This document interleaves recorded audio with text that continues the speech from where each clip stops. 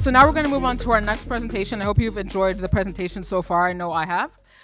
So I would like to welcome Marty Corrado to the stage. He's going to give our next presentation. So Marty is the Director of Industrialized Construction for Boldt Construction, located in Appleton in the States. And Marty has a long history of mega healthcare construction across the US, including the Miami Valley Hospital project in Dayton, Ohio, University Medical Center in New Orleans, and as the operations manager for the B2 Atlantic Yards in NYC, billed as the world's largest modular condo. Marty has spent over 3 decades passionately committed to prefabrication, modularization, lean, and innovation in numerous states on projects he has managed. Marty is also the author of Prefabrication and the Re-Evolution of Construction. So let's welcome Marty to the stage.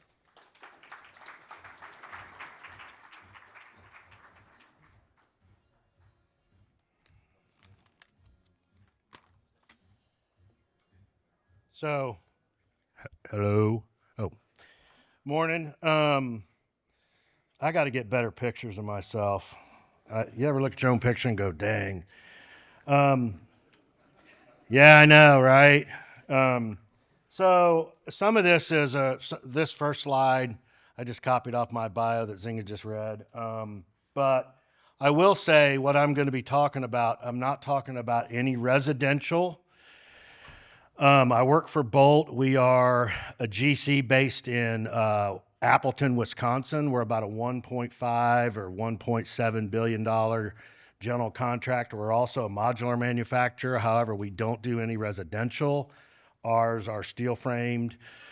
I'll talk about some of that. So I'm also not going to be talking about any government projects, which is a great thing because it's hard enough to do what I'm going to talk about on a private level. The U.S. government's like every other government entity. They're about 15 or 20 years behind the rest of the technology world, in my mind.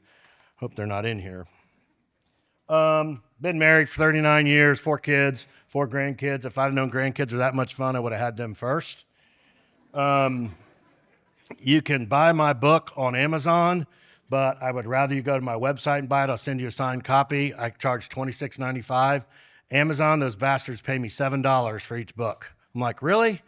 So there it is. I want to talk a little bit about old versus new.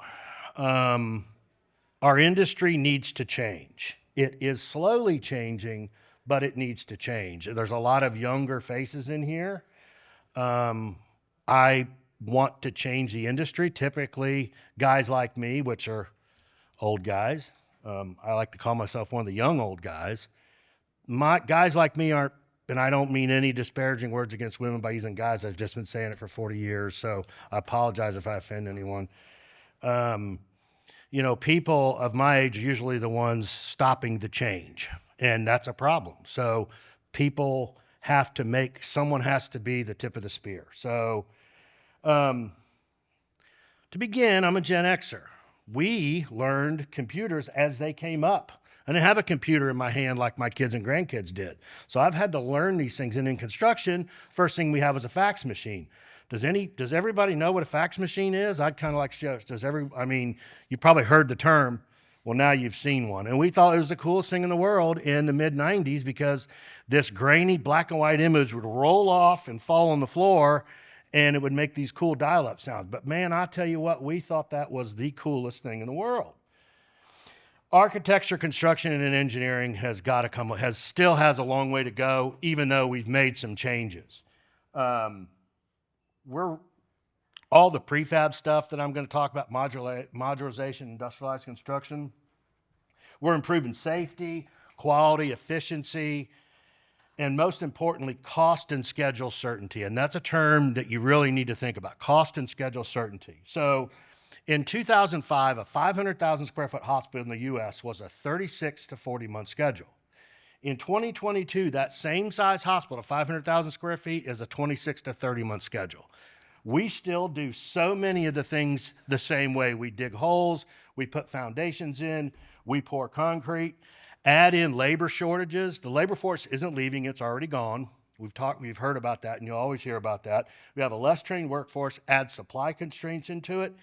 And in my view, except for everybody carrying a $1,000 phone in their pocket and the BIM modeling and some iPads, we really don't do construction much different on site. And this is a think tank, and I think it's great, but people on the job sites are the ones that have to make these things happen. So, and not everything that gets thought of in here works out, but it does. So how do we address that? We have to improve quality, efficiency, and production. And Mark was talking about that earlier. Some of that move as much of this as you can off-site. Problem is, in the lifetime of a schedule, we can't do too many parallel activities. So I got this little video here. It's about 2 minutes long. It's old versus new.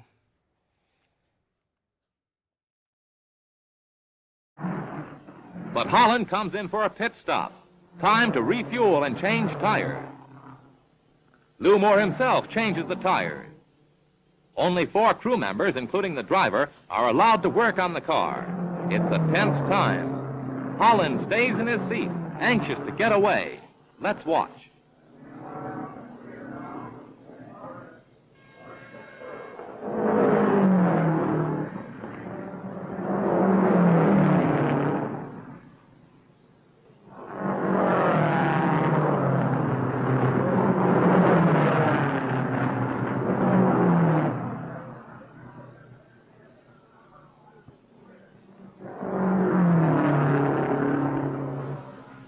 Working on that windshield.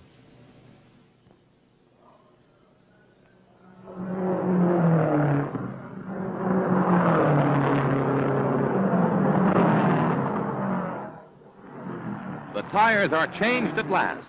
A crewman polishes the windshield as Holland moves away just 67 seconds after he stopped.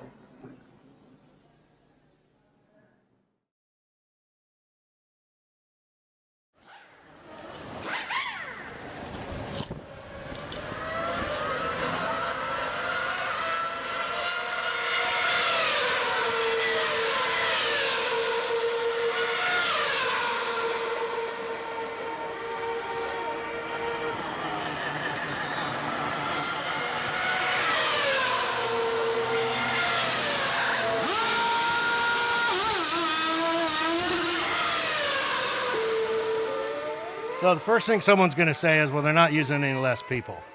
Very true. But look at what they've learned since the 1950 Indianapolis 500. Look at all the studies they've done. Look at everything they've done to try to change their processes. You know, I like to think in the construction industry, if we're going back to 1950s when people weren't wearing hard hats, I say we're maybe still in the late 1980s to 90s. I love this video because it really shows kind of how things were in that industry and kind of where they are now. So I'm going to talk now about the spectrum of prefabrication. There's a lot of issues with making this a prefab project work. I'm talking mainly my background's hospitals, a ton of hospitals all over the country, like the bio says. But we're using these processes in other ones: advanced product, single trade, multi-trade, and fully volumetric. Why do we care about industrialized construction? I mean, industrialized construction's got a bunch of names: prefab, offsite, multi-trade prefab. Somebody new keeps coming up with a new term. So I want to be in the room with the people that come up with the terms. I also want to be in the room with the people that name the streets in all these neighborhoods, or the paint colors in the paint store. I mean, I love those paint colors. So we improve the quality, consistency, and components and processes are refined and streamlined. Lessons are learned, and variation is reduced. Reduced on-site construction time as fabrication begin off-site. I'm reading this to you, so I'm not going to keep reading because y'all can read. We're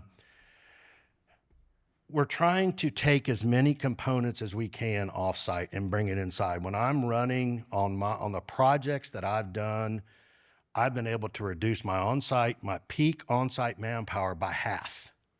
And I'm talking $200, $300, $400 million hospital where we have 700, 800, 900 workers, reducing that by half. That's a huge number. You talk about green, you talk about the impact to the campus. And you know, a lot of the superintendents running work, they don't want to look at these kind of things and they go, oh, we'll just add a second shift. Well, we can't man first shift, you know? So let's not just go to second shift. We've got to change the way we think. The younger generation has great ideas. Problem is, I don't think they get to be properly, I don't think they get properly heard. I don't think we do a good job of communication. I'll get to that in a second. Component list. I'm going to talk about some various components here. Fully volumetric. I don't need to read the list. So overhead corridor MEP racks. Mark briefly touched on them. The overhead MEP racks to me are not the sexiest part of the job, but they have a lot of meat in them. I mean, this is basically an 8-foot wide, which is corridor length, about 4 foot by about 20 foot long. And after it's modeled, it's pretty much all put together in a warehouse offsite somewhere. And to be able to get all of these components in these racks, you know, it's a thing of beauty, and it's not any more coordination or work that we're not doing any on site as we're contracted to do, right?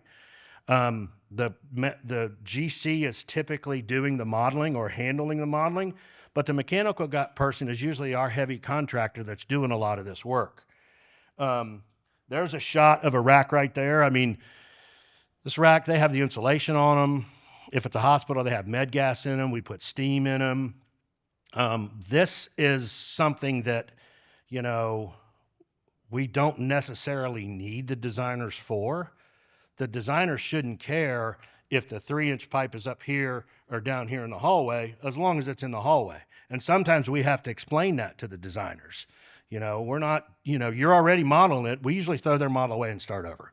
It's really easier to do that. Prefab electric rooms. If you've never seen a prefab electric room, people ask me, they go, Marty, if you could have 2 components on a project, what would they be? And I say exterior skin and prefab electric rooms. Electric rooms in the construction industry on site, when you're running a project, are painful. You can't start until the roof is on. Then the electrician gets the best 2 or 3 experienced workers, and they spend 2 or 3 months on each one of these, and there's many of them. It takes them forever, and we need that power, right? So fast forward, and we're getting every one of those boxes on the left-hand side. Those are a prefab electric room. They've got all the panels in them, transformers, breakers are landed in them, panel schedules are labeled. All the whips are in there. The finished door and frame is in there. The sheetrock's on. The sheetrock's painted. The plywood's on. Everything's labeled. And we literally stick these in as soon as we get fireproofing done on a steel building or as soon as we get some measure of dry-in. This frees up the electrician, frees up those 2 or 3 seasoned electricians to go do other stuff. I mean, and when you think about it, you're like, well, that's really not that hard. It's not. It's not. It just changes the way of thinking. Same with underground distribution. This is a project I did in Texas 2 or 3 years ago.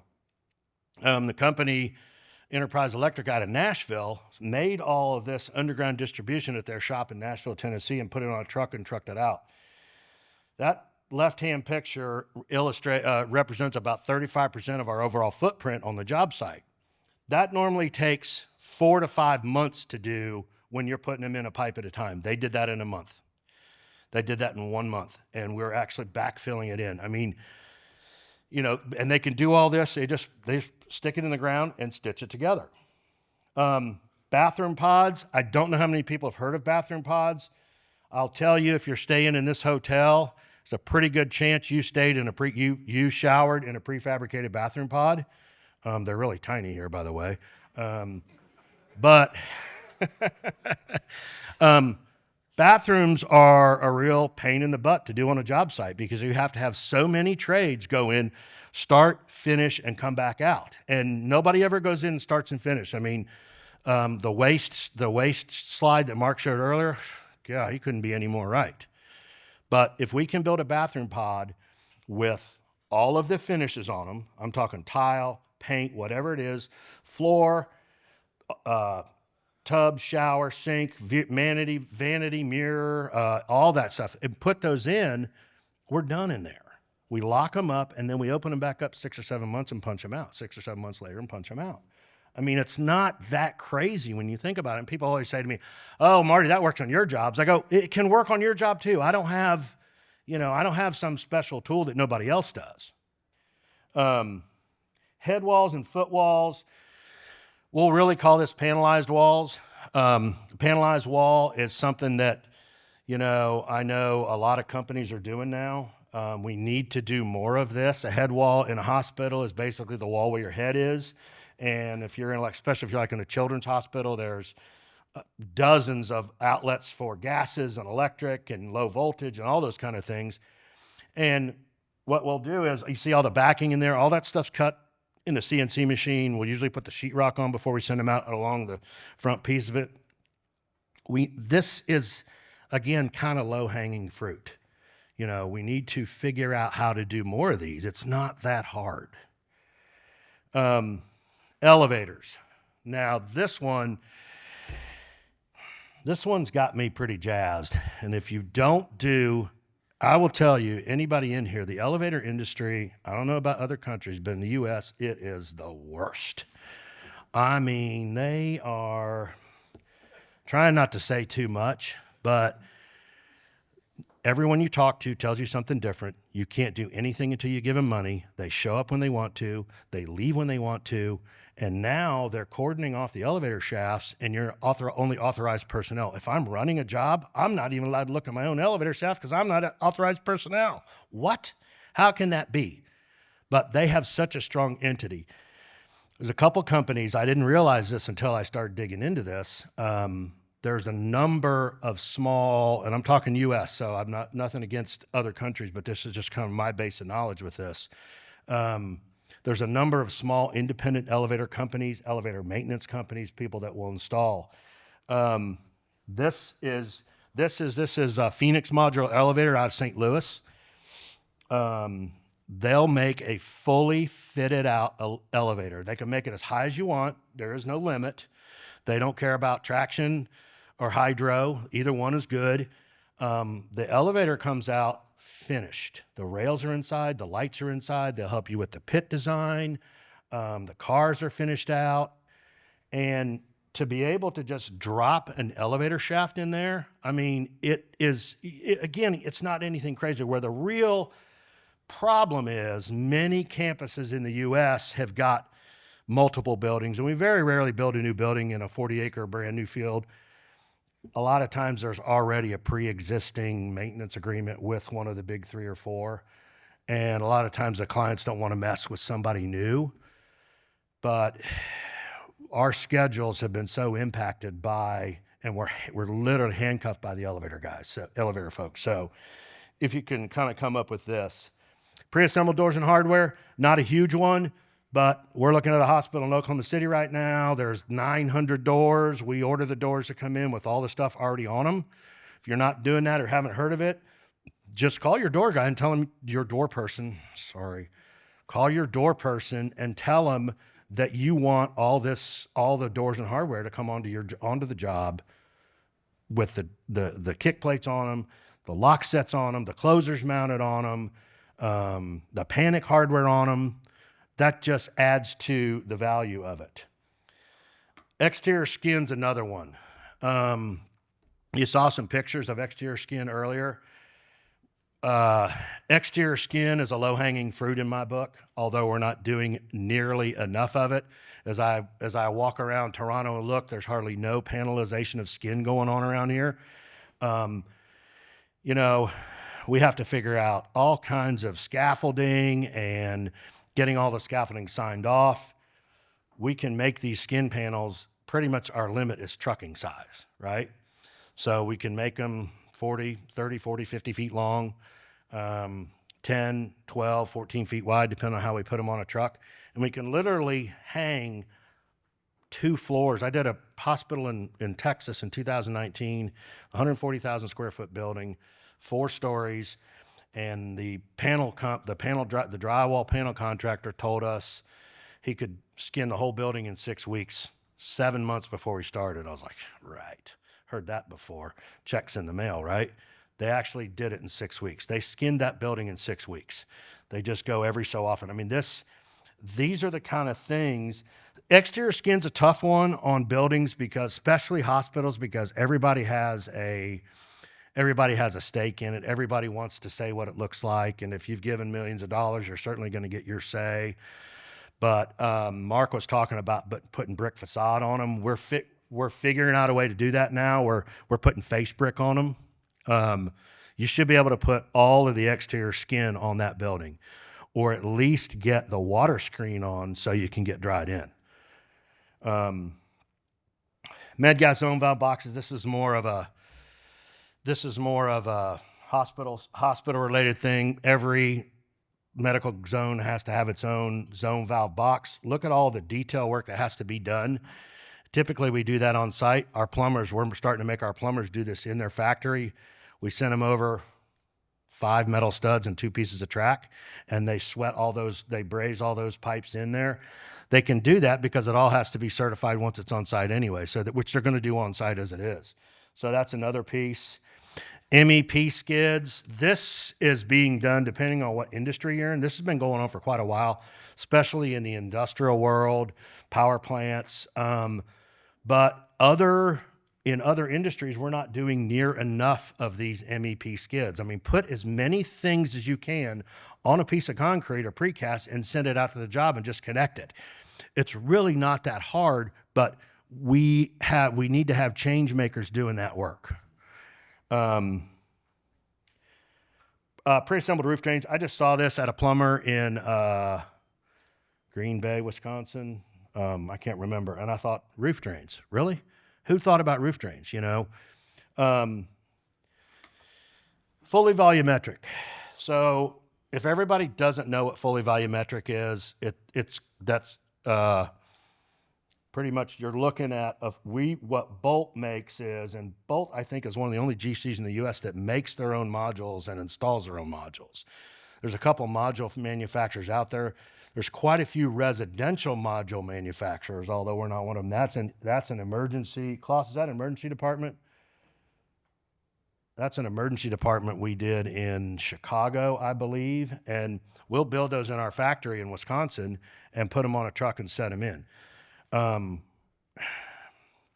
There's a place in the construction industry for volumetric. It's not going to work everywhere, but if you think about remote locations, we can't man a job in downtown Chicago or downtown Los Angeles. How are we going to man something in Okemah, Oklahoma, right? We'll build that in a factory, ship it out there, and send 6 of your best workers to connect them and be done with it. So there's a place for that. We're not using it enough.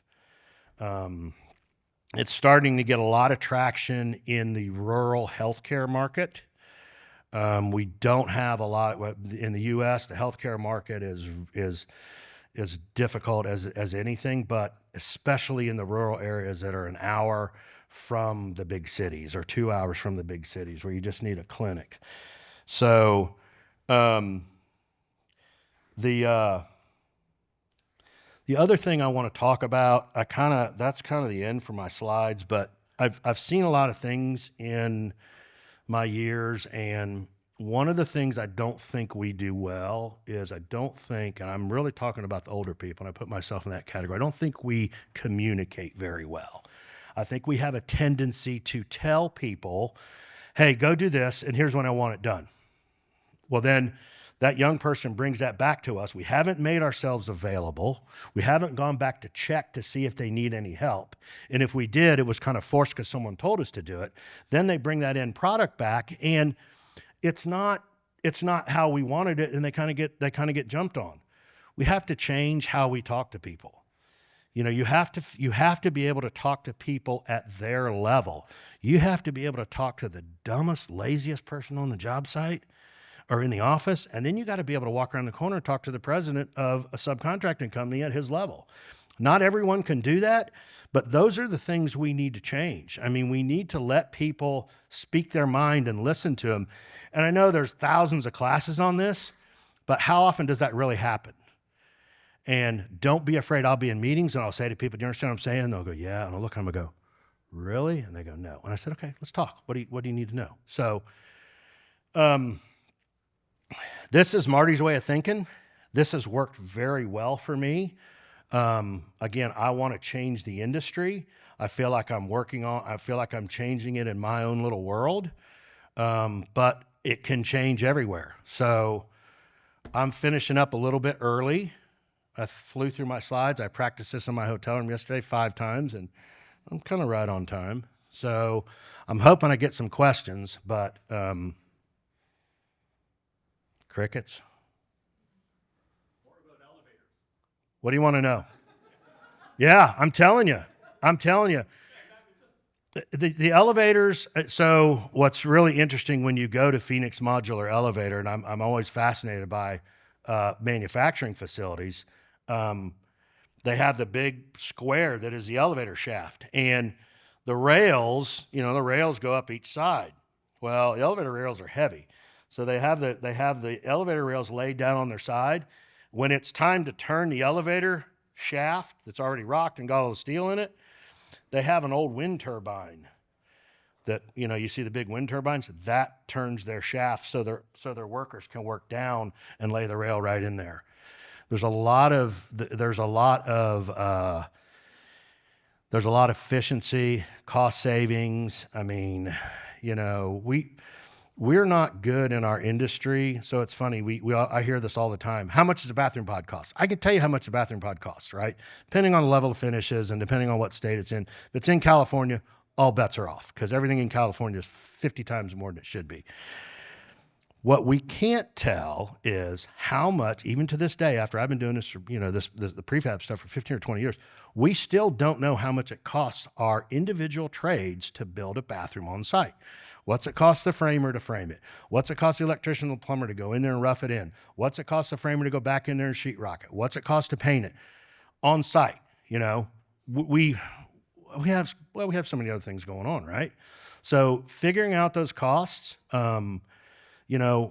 everything that I'm talking about here guarantees cost and schedule certainty. And those are huge terms because we have a lot of waste. If we have the right robust IC plan for a project, we're going to get all these components and finishes selected. It's a crazy thing for the design teams because if you're dealing with a design team that's never done it before, they're going to be getting paint and ceramic tile submittals when they're reviewing concrete and rebar submittals.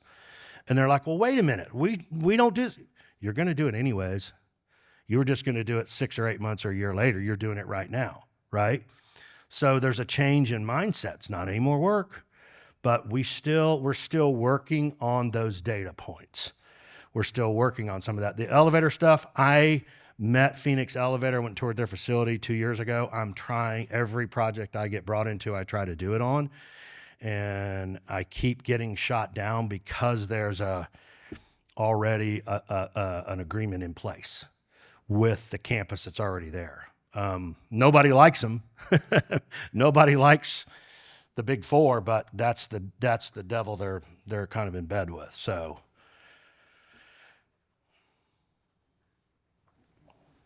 I got one. How do you adjust for imperfections in the field?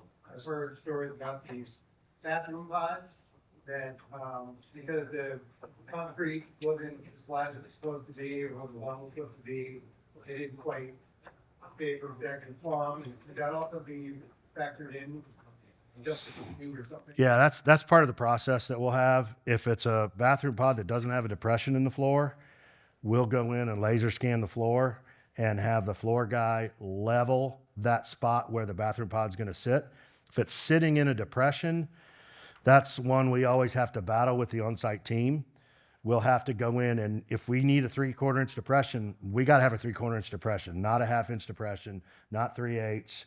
So they have to chip it down. That's always a big problem because the depression's never right at all. It's hard to hold it still during concrete placement. And then we'll go in and self-level that, and that has to be level. The big thing with installing the bathroom pod is it has to be plumb, especially if it's in the corridor, because it's going to be part of the corridor wall. And if it's out, you got real problems. So that's how we're handling that. But yeah, I've heard that question before. Hey, Marty.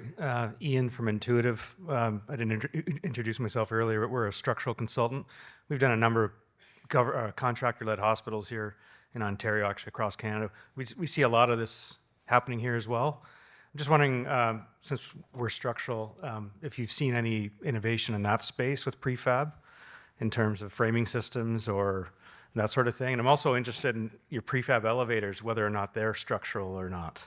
Yes. So first phase of it is the biggest component where we involve the structural engineers is we're putting an MEP rack in the building. We've got to get the weights, and typically we will hire a third-party engineer to design those racks, but we will run that design through the engineer of record on site because we want that engineer to know we're hanging this big box on your building. So that's how that piece goes. What was the second question? Yeah, so that's all structural. That is all signed off. They have their own in-house engineers. They design that.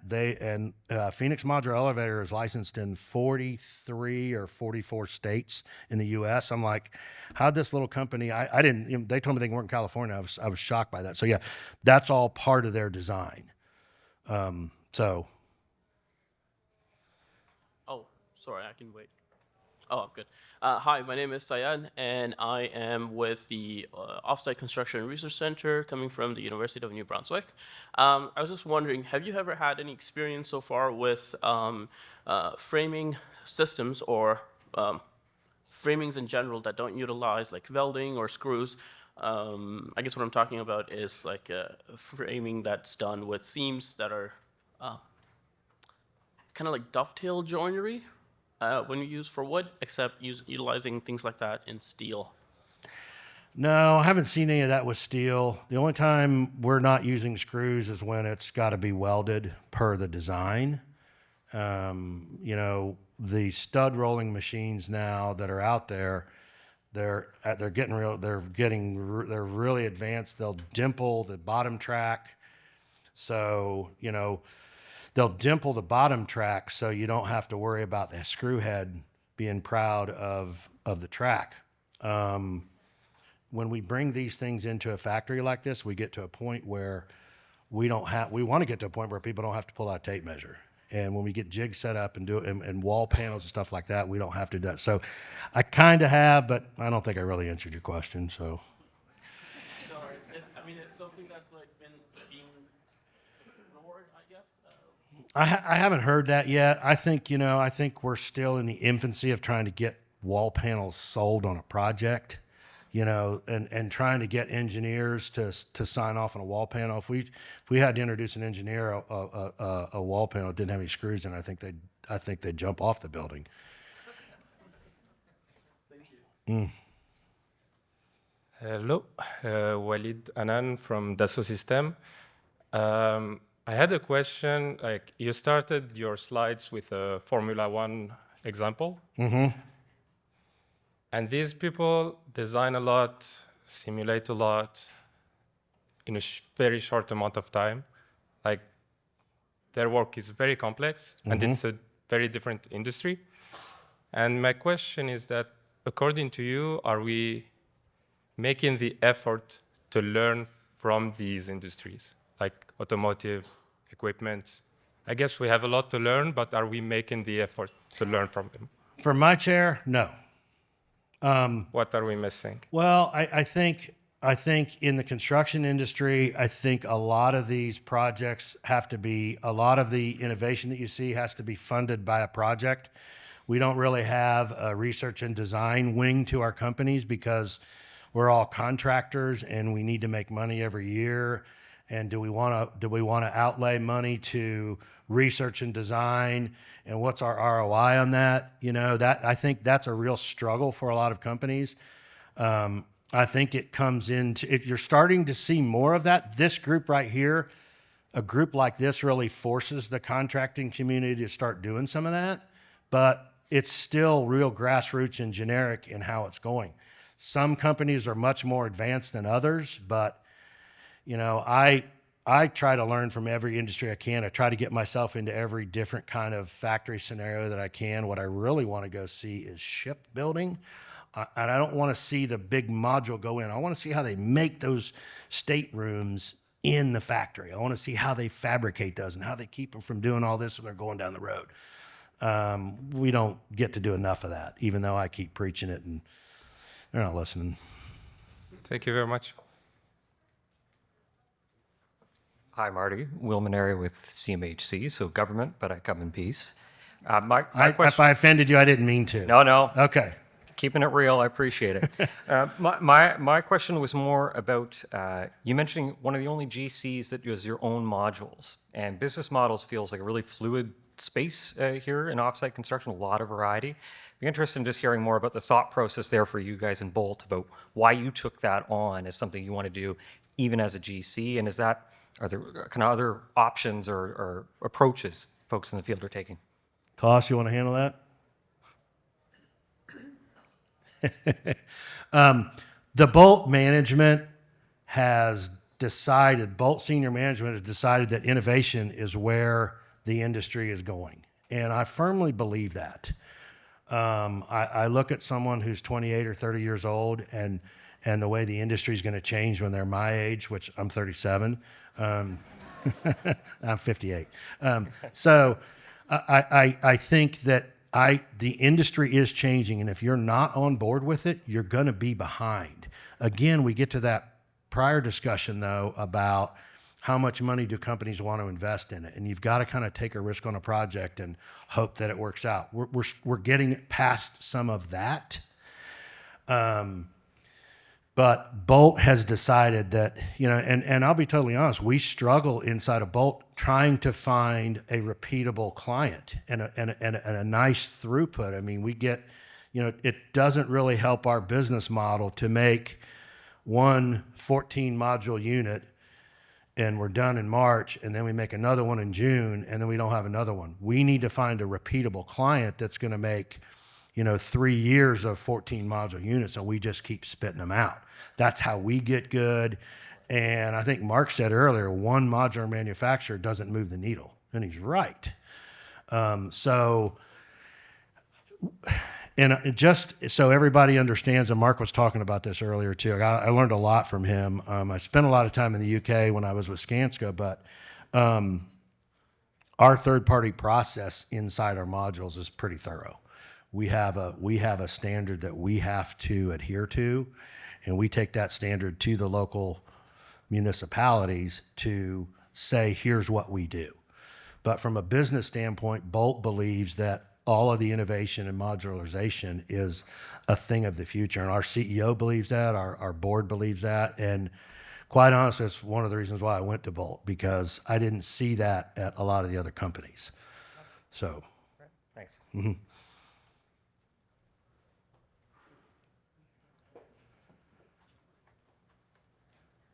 Hi, my name is Islam. I'm an advisor with Mental Development, Sustainability Boutique Consultancy. So my question, I hear you talk about contractors when it comes to prefabrication, but what do you think, who should move the needle, the developers or the contractors? The general contractors have to do it. The general contractors have to drive this on projects. And the big problem that we have in the contracting world in the U.S. is the general contractors don't own the design. And what we need to do is just take the design over. Boldt has their own in-house design service. Owners listen to designers before they listen to contractors. So we should have ownership of that design. That's a huge threat to the architecture community because they feel like they're losing some of their grounds, some of their share in the industry. But it's nothing against them. But if we want to change things, clients have to be able to pay for it, and we have to have the designers get to that. So I think it has to start with the general contractors. The subcontracting market has been doing a lot of what you've seen up here. They've been doing that for years. We're just now kind of bringing that together and calling it multi-trade prefab. We're adding some things into it, but I I've had many subcontractors come up to me and say, we would do a lot more of this if we had more people like you that were running jobs and let us subcontractors do more. So there's a big mind shift that has to go. There's like I was talking about that. You can't. So one of the titles of my book is We Don't Drink Beer at Lunchtime Anymore. When I was 18, I drank beer at lunchtime. Walking on top of a wall, I'm like, that was just the thing to do. So.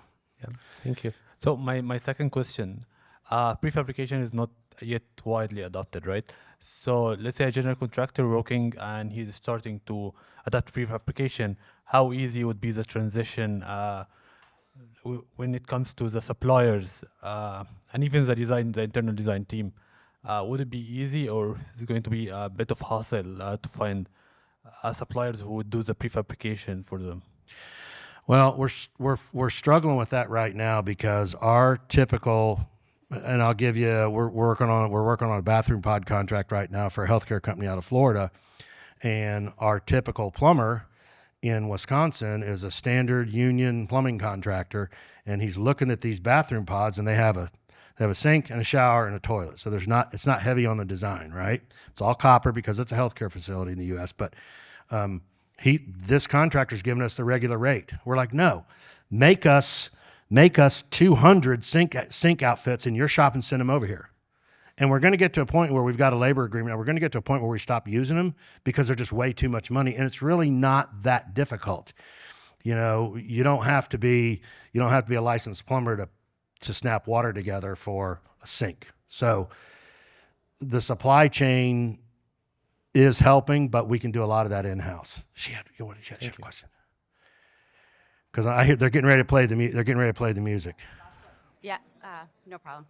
Hi, Ashley Saidi from Alisdan Innovation Construction Technology. My question is more related to, can you guys hear me? Yes. Okay, my question is more related around the communication component of your presentation with regards to individuals of the previous generation being a bit more resistant and struggling with the communication factor. Two questions essentially. What was your story in terms of a person of the previous generation, Gen X, I guess I'd say, what was your story that helped you realize and open your eyes that communication is definitely key, receptivity and openness to, and your contribution in communicating your knowledge. So was there one like sort of event that helped you realize this? And so like your origin story in this component. And then the second question is, do you believe that this communication and receptivity from the previous generation is definitely a catalyst to supporting this new manufacturing, the manufacturing and modularization component of your company, the Boldt? So some of it's how I'm wired. I'm being told I'm going to an assertiveness class next month because I need to get out of my shell. I also, when I was growing up and coming up through the ranks, they didn't compliment you. They never told you were doing anything wrong. All they did was dog cuss you when you messed something up. And I never liked that. And I had babies when I was very young, and I was also afraid of getting fired. So I had a healthy fear of getting fired for decades. And I always said when I got into leadership, I would not do that. People don't need to know, they don't necessarily need a compliment other than they need to know that they're on the right path, right? And I think that is really what's key to that. They need to know that they're on the right path. And I'm sorry, I haven't been sleeping. So what was your second part of that? You can yell it. Yeah, so basically, do you believe that this communication factor from the older generation to the new supported the development or the efficient growth of your manufacturing and prefabrication? It did for me. It did for me because I have a huge history of young people that I've come up, that have followed me through, that are now all advisors to this. They're in their companies now and their projects preaching, this is what we need to do. I've done this. This is how we need to do it. Yes, I want the younger generation. We don't have 35, 38-year-old leaders on projects anymore. And the worst thing is we don't have any women. I mean, I'm trying to figure out how to get more women in the industry. I'm trying to do that. It's so hard to do.